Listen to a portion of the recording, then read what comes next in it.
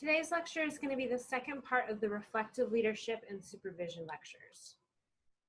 Some of the things I'll talk about are creating a good organizational climate, so kind of the ideas of creating a good place for people to work, somewhere where you're spending 40 hours a week. Let's make it an inviting, warm, encouraging place to work. Situational leadership, who you are, changes within each situation that you might encounter as a leader. The ideas of cultural competency, and then working as a team and team building. So organizational climate, and I kind of approach this for child development people as our social ecological model, so kind of Rothenberg's work, applies to adults in our workplace just as much as it applies to children in their home environment and at their school environment. That's what a lot of our theory had to do with Rothenberg, was looking at the child. You know, there's all those rings, and there's the child, and there's different environments that a child kind of acts on, and then the environment acts on them. The same exact thing applies for adults in our home environments as well, and then any kind of environment that we come in contact with. So for us, it's really our workplace. And why I bring this up is we want to create the most engaging and motivating of workspaces for people, so that the environment that you're spending 40 hours a week in is a motivating, engaging space for staff to feel comfortable within in order to provide really good education for young children. So I take some of these from Paula Bloom, and she wrote a fantastic book called A Great Place to Work, Improving Conditions for Staff in Young Children's Programs.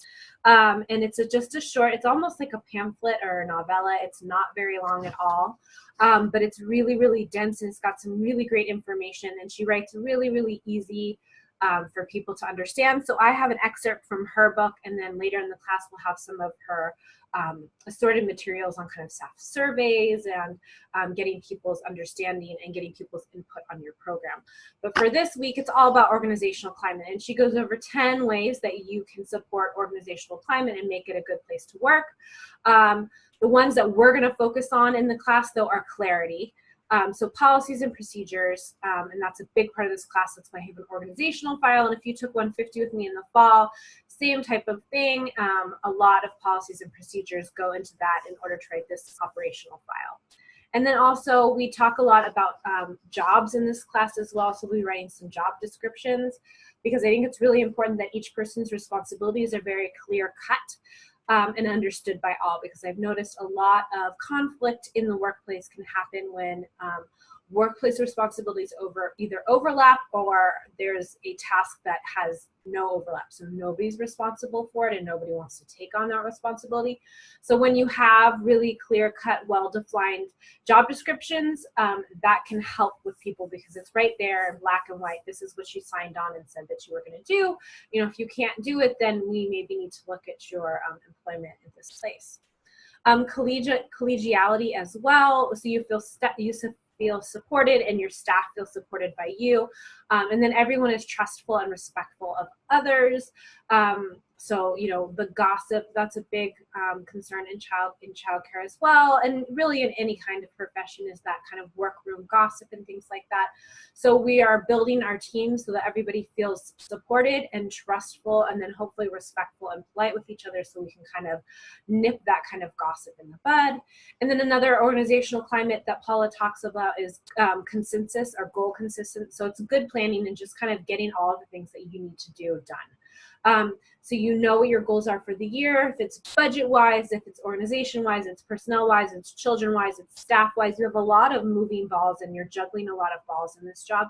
So making sure that your goals are being met and you are meeting the challenges of your workplace and getting all of that done in a reasonable amount of time be quite a struggle, believe me. And then supervisor support. So, and that really goes into this idea, and she doesn't talk about situational leadership, but she brings up some of the key ideas of it, which is kind of how do you provide encouragement and support. So I'll go straight into that kind of idea of situational leadership. This was actually written in the 1960s by a man named Hersey. He's a doctor, and he studied, I believe, back east. I can't remember exactly what university it is, but when you are faced with a work situation that is difficult and you are the leader in the situation, you're kind of looking at it from a couple of different ways. And so he theorized that you need to analyze your work situation based on the guidance and direction that you need to give. So does a person need a lot of guidance? Do they need a little amount of guidance? Do they need more direction or less direction? What kind of social and emotional support that you also need to provide, and that's typically not a concern. We are probably providing a lot more social and emotional support in this field than other fields are. You know, if at McDonald's you're having less social and emotional support than you are at a child care center. And that just has to go with the fact that we're providing social and emotional support for young children, so we typically provide it for our staff members and for ourselves as well. And then also you need to look at the readiness level.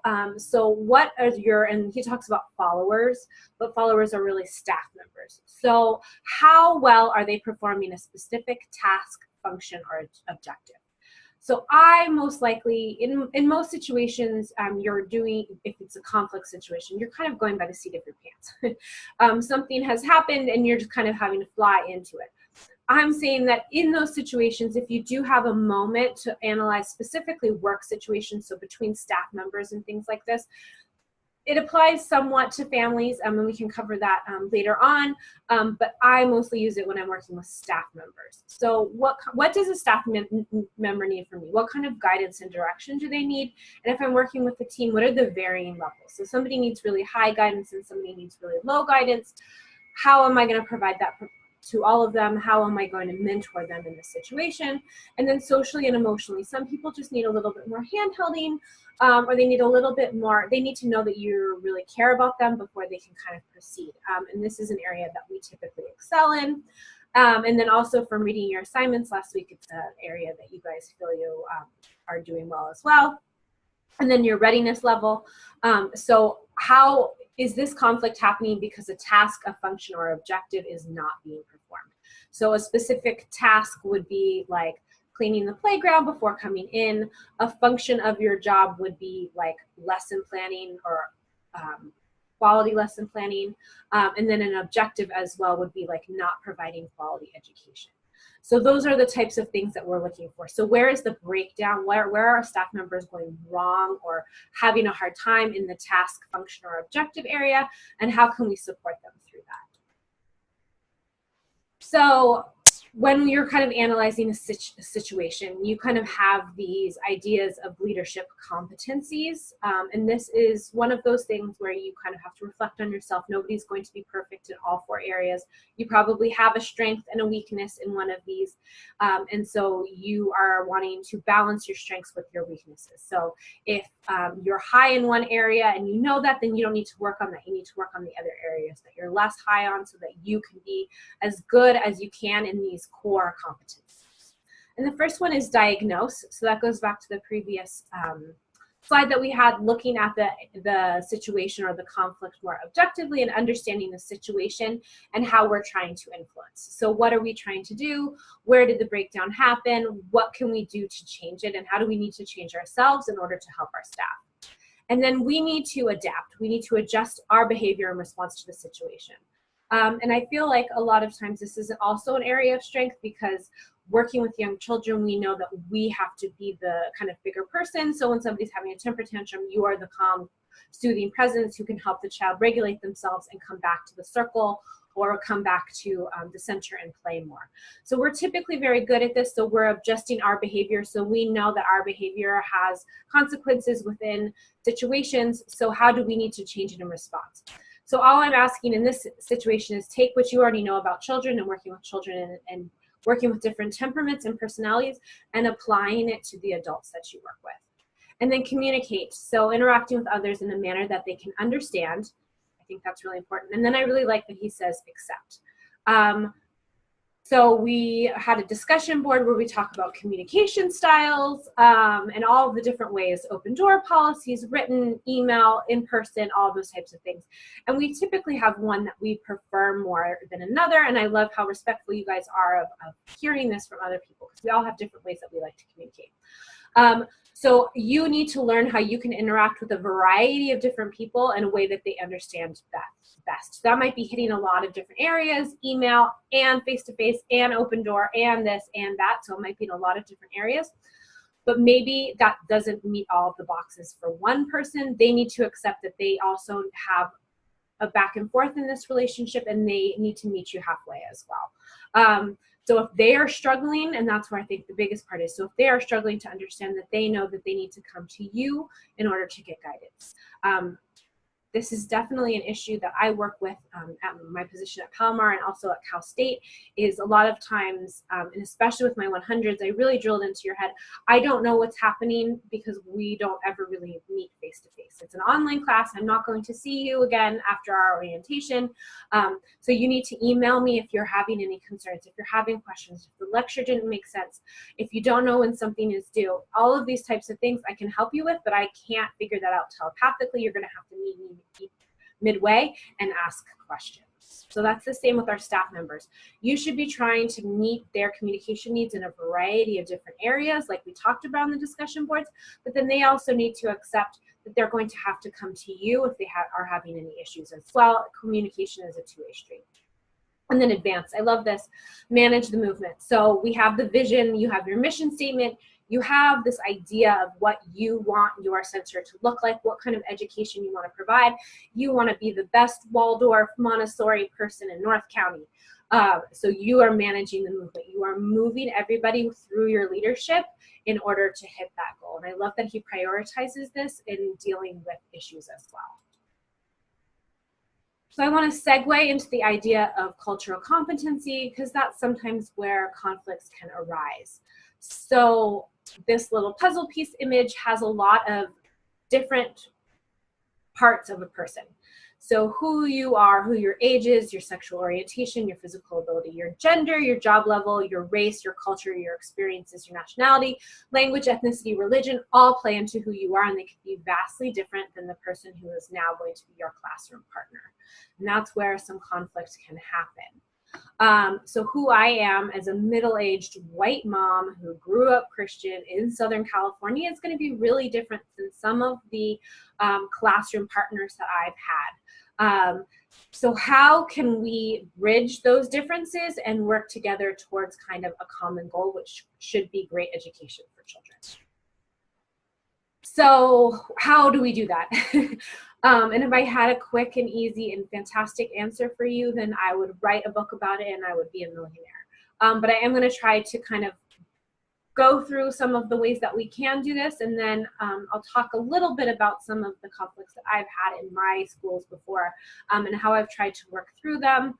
But it really, like everything, starts with kind of reflection and awareness. By the end of the class, you're never going to want to hear the word reflection again, but I talk about it a lot because you need to know what your cultural self is.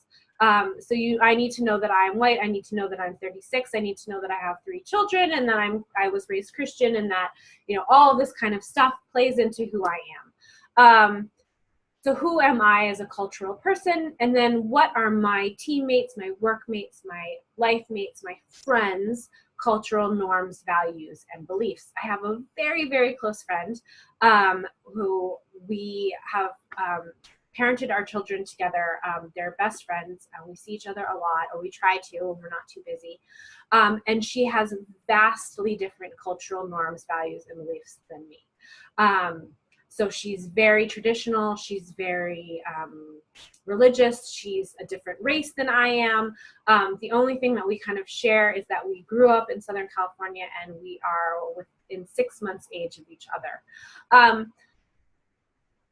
And another thing that we share is kind of our beliefs in raising our children. We kind of, how we treat our children is very, very similar, but everything else is so vastly different that sometimes we have to learn to argue well together, because we're never going to agree. And so we learned that a decade ago when we first became friends, is that we need to argue really well with each other, because we're never going to agree on anything ever, especially in politics. But we like to talk about it because I actually like to get her perspective, because most of my other friends are very similar to me and my beliefs, and same with her. A lot of her other friends are really similar to her and her beliefs. So we actually like to argue well with each other, and so we never raise our voices. We are always respectful, and we try to listen to that same person. I mean, sometimes we're like, we want to get that point out, especially when we're talking about politics. but we've learned how to do it together. So we've kind of worked on bridging skills, and since this isn't a workplace environment, it's very, very different. It can be, you know, at a brew pub, or it can be at a park on a play date. So it is a little bit different that we've taken that kind of, those kind of skills that we've worked on out of the workplace. I'm not sure how that would be if we were workmates together. Maybe it would be really difficult if we were trying to work towards an educational goal. I'm not sure. But really what it is we are working on our culture perspectives, and we had to adapt how we talk about things in order to accept the differences of the other person, because we've never actually changed the other person's mind at all. Maybe in a couple little tiny subtle areas, but for the most part, we've had to just kind of accept that there's a difference. So when we come to this idea of cultural competence, what do you need to do as a supervisor? So most likely, I know a lot of you are state funded, Head Start, or you get eligibility money from some kind of public source. So you most likely have one by your human resources department. You have a policy from your board, or the county, the city, the state, or the feds.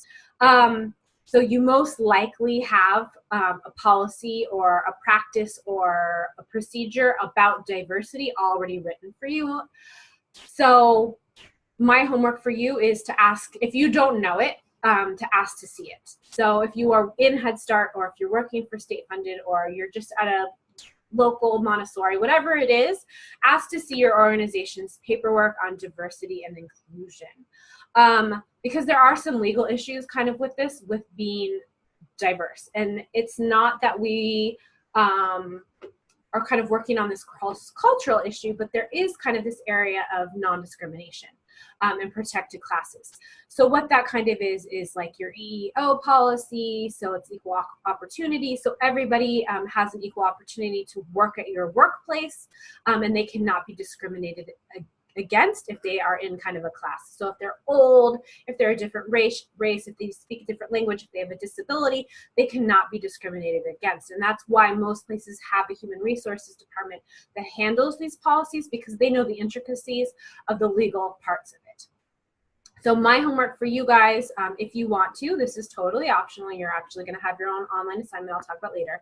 But if you are interested in knowing more about this, ask to see your organization's paperwork on diversity and inclusion. So when I was doing this, I said, I'm going to look at what Palomar has. So Palomar has an equity and diversity department as part of their HR. This is a huge mission statement goal of Palomar, is to be equal and to support diverse populations. So for them, it's equal opportunity or equal employment, that they will never unlawfully discriminate. And then they have very clear sexual harassment policies and procedures as well. And so I've linked to some of them. So EEO, which is equal opportunity, equal employment opportunity, unlawful discrimination policy, unlawful discrimination complaint procedure. So if something did happen, how do you go about complaining about it? Sexual harassment policy and a sexual harassment administrative procedure. And this is really important as well, especially in kind of post-Weinstein, Harvey Weinstein sexual harassment age. When somebody comes to us and says that they have been sexually harassed, how are we going to handle that? And I'm actually kind of brainstorming some things, since that's kind of happened in the fall, how we can bring that into this class. Whenever there has been a sexual harassment, in what that I have experienced in this field has been parents being inappropriate with teachers. I've had one sexual harassment from 2 staff members, and she recanted soon after, and I'm not going to get into it. It got a little bit hazy and gray area, and we just flipped it straight to HR. We were really lucky. We had a human resources department. You know, some of you might not, if you're a very small organization or you're an FCC, you might not have that luxury, but we did, and that's what they're trained in doing. And so as soon as kind of that all hit, and immediately went to human resources. And that's most likely what you'll do if you're lucky enough to work for a large organization or a state funded, is you have administrative procedures and you have complaint procedures. But I am kind of brainstorming ways that maybe we can talk about that in this class. So if you have any ideas or things that you specifically want to talk about, please email me. And then they also have a sexual assault policy and sexual assault reporting and investigations, which has to do with our campus police and things like that. And then they also have an unlawful discrimination and sexual harassment form as well. So this is the way that Palomar is working through their policies and procedures to provide as good and as equal and as safe and as diverse a campus as they possibly can. And they're a workplace too. We have classified employees and then we have like faculty employees. They have two sets of employees that they're trying to keep safe as well. So along with the cultural and inclusivity, we really do a great job with families and children. I very rarely hear complaints from people where, you know, they felt like they were discriminated against because they were an immigrant or they spoke a different language. And that might be because it's Southern California, we're in a border region, and we have a very rich and diverse cultural history. So I think that with families and children, we've been trained really well by the state or in any of our governing boards or just within Palomar's child development classes. I think we handle this really, really well. But are we that understanding and inclusive with each other? And I'm just gonna kind of leave that with you guys to kind of think about and reflect upon your own workplaces, your own teams, conflicts that might have arisen because of race, age, cultural issues. Were we understanding and as inclusive with our friends that we work with and our coworkers that we work with as we are with the family and the children that we work with? I'm going to jump straight into kind of a different area though, which is our online assignment. I want to talk about that before I get into team building because it is about team building. So this is going to be a two-part assignment. So first you're going to write a policy that illustrates your program's team building goals. And basically what your policy is how do you expect teachers to treat each other? So this kind of segues into the professional behavior policy you wrote last week. What are the key characteristics and key values that you want to highlight in your program? And then this is a little bit more specific for teachers. So this is a policy written towards teachers. So it's something that teachers would sign either when they start in your employment, so they onboard, or that you've written it and you can pass out later on. So how do you want them to work as a team and how do you expect them to work together? And then you're going to do a procedure, and this is going to be for your operational file. Well, this is all for your operational file, but this is going to be specific ideas for building teams of teachers. So it's ideas and tips that you could keep in your operational file on hand at your job, you know, on your desktop or in an actual binder. So if your teams are struggling, that you could pull up this kind of information or tips and strategies to help you whenever your teams are kind of struggling. And so once again, a policy is something like the idea of punctuality, that you want people to be on time, that a center that opens when it's supposed to and shuts when it's supposed to is very important, and that's a service that we provide for families. That could be your policy. And then once again, a procedure would be like signing in and out procedures. So like you sign in at this time, you put this code in, you have a 5-minute grace period, whatever it is that you want to have organizationally, that's your procedure for signing in and signing out. So your policy is very big, it's broad, it's umbrella, it's core values, it's mission statements, and your procedures are the things that are going to get you towards that policy. So this week you're working on a 2-part team building assignment, a policy about how your teachers are going to treat each other as far as working as teams, and then your procedures for specific ideas that you learned from me or you learned from PDFs or you learned from each other in the class that you can keep in your operational file that could help when teams are struggling. So team building, you might have 2 teams that you're concerned with. If you're a really small program and you're the director and you're the assistant and you're the janitor and you're the timekeeper and the bookkeeper, you don't have a management team and all of this rests on you. Or if you're an FCC provider and you're all of those things all by yourself with the children all day long, then you don't really have to worry about your management team because that's yourself. But for some of us, you have a management team. You're either a mentor teacher or you're taking on more administrative roles. You have an assistant director, you're a director. You know, there's some kind of, or even administrative staff, like secretaries and things like that. I typically consider that with your management team too as well, because they don't have classroom duties. They are not a supervisor, but they most likely kind of work for you and they write your policies and procedures. So I typically include them with my idea of management team because they work in the front office and they do a lot of the paperwork and they are in the supportive role of the management goals. But so you're going to have a management team with however many people are administrators or supervisors or directors in your program. And then you also have a bunch of teams in your classroom. So depending on the size of your program, this could be, I think at one time I had 84 employees. There were 2 of my positions. I was a training and curriculum specialist on Camp Pendleton. There were 2 of us because we really couldn't train more than 40 people at a time. And we had 16 classrooms, so 16 group teams that we had to manage, and we had to make sure that we're getting along fairly well. And that's why team building is a big passion of mine, is because keeping 80 people, mostly women, happy in one space with 350 children ranging from 6 weeks to 10 years old is a feat. So how did I kind of start that process? I think, once again, the word reflection, but you're not reflecting on yourself, you're reflecting with the people you work with, and a little bit on yourself and how you work with them. But what do the people that you work with want? So how do they, when you first get to work, do they just want to get right to the point? They want to tell you, this person's sick, this person's out, this is what I need, you know, time roll, payroll, everything like that? Or do they want to socialize? Do they want to have a cup of coffee? How was your night? I had a great Valentine's Day, blah, blah, blah, blah, blah. How are they? Neither one is right. It doesn't matter, but most people have a certain way that they want to be.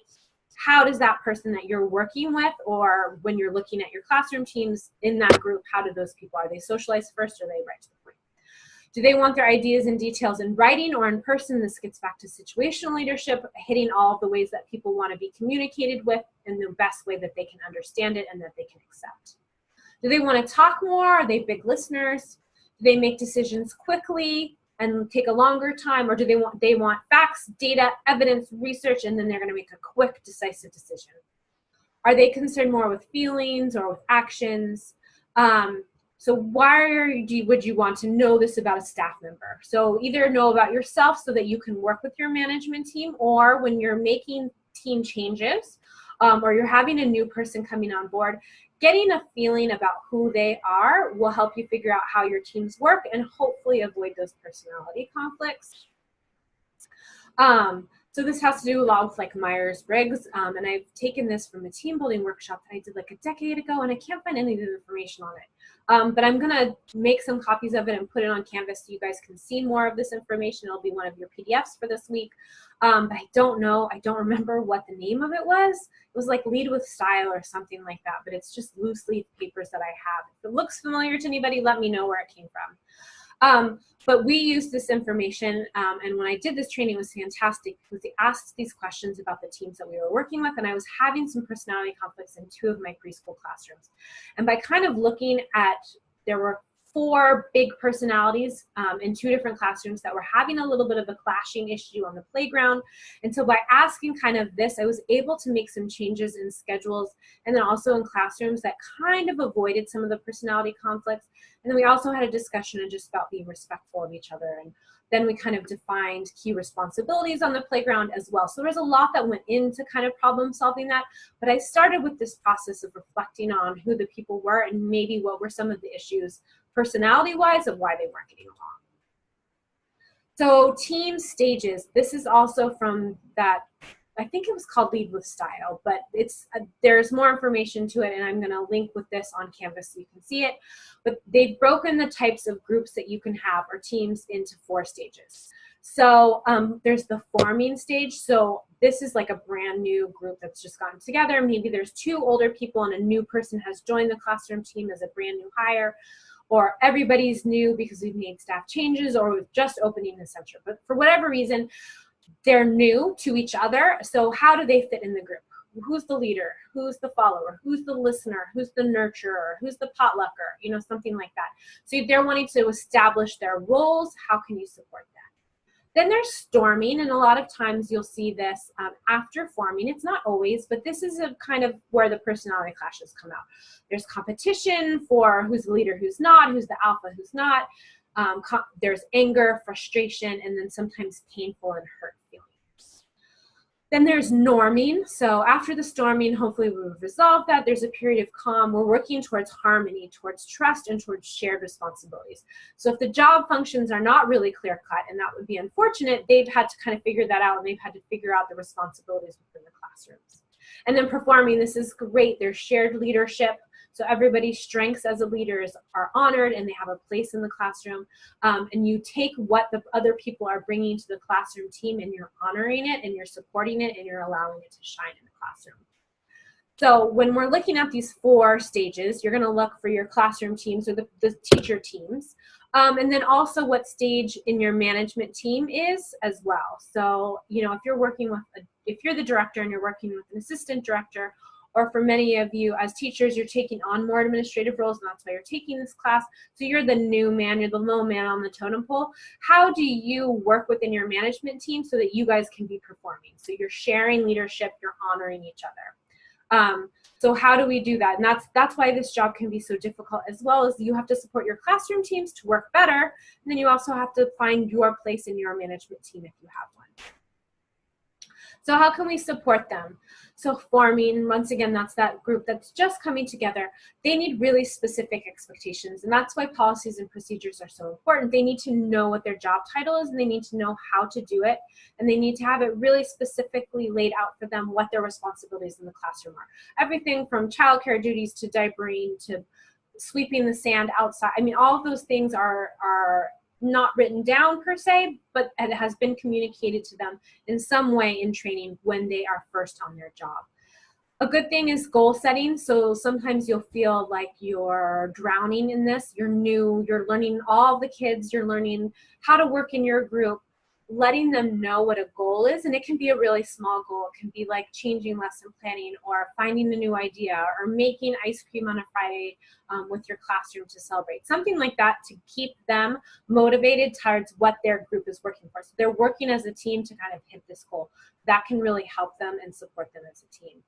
And then storming as well. So that's kind of if you've got some conflicts going on, you've got a new team and they're figuring out who's the alpha, there's some hurt feelings maybe there's some gossip in the workroom. They need to be focused on their goal, and their goal should be the children. So the more that you can give them to do and the more goals that you can have them work on, that hopefully will help them focus on that and not on the conflict. I had a really difficult 2-year-old classroom. It was years ago on Camp Pendleton, so we were going through deployment. So this was the height of the Iraq War. Parents were deploying constantly. It was a grinding time. I mean, parents were leaving, the other set would go. And it was a hard time. And our toddlers, our 2-year-olds, were of course suffering through this. There was not a lot of consistency and regulation as people were ramping up. And this was like 2005, 2006. It was the height of it. So we are supporting these families, and so we're supporting these children. And I was having some storming classrooms, personality conflicts, and tired, and their spouses were deploying. It was a rough time. We needed to sit down, and I needed to light a fire under a couple of their butts and be like, when you are here, you are for the children.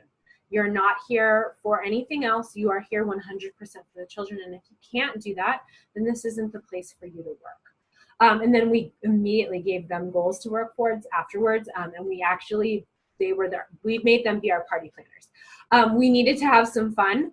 And so we had them organize some parties and some things like that that were a little bit more lighthearted that they could work on, that didn't have the pressure that maybe the classroom could have.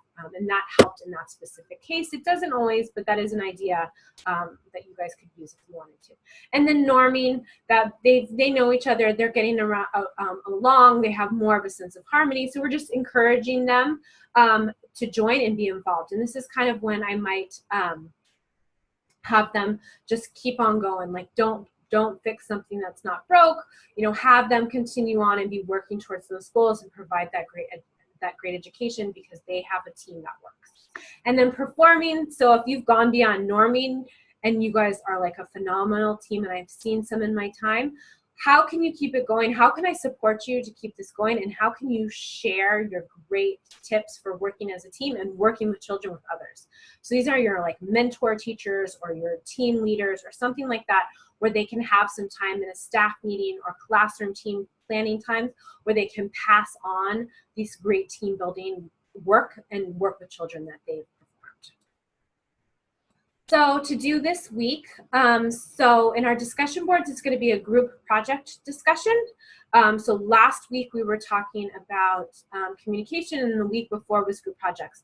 I need everybody in the class to post in the discussion board this week. If you're not posting by the end of the week, then I'm going to have an email conversation with you. I need you to introduce yourself. I need you to come up with some ways that you'd like to collaborate. We've had some people already in the discussion boards who have tried to set up Google Docs but don't have people's emails, or people haven't responded. They've taken on that. They've taken on something that beyond like setting up a Google Drive or a Google Doc, but then they haven't had the people in their group respond yet. And so I'd like to make sure that everybody is getting onto the group discussion boards, posting about who they are, and then setting up a way that they want to collaborate. Dropbox is a great one. You can join for free and you can get a certain amount of gigabytes, and then everybody can join and put things in certain files. Google Drive, Google Docs as well. And then there's a collaborate function in the group projects as well. So there's a lot of different ways, and I'll be posting some suggestions. But I need everybody, and you all have a group. You have been automatically sorted. You were as soon as you joined the class. You are in a group. Find your group. Post who you are, post some thoughts about situational leadership or organizational management or whatever it is. And then by the end of the week, please come up with a way that you want to collaborate as weeks go on.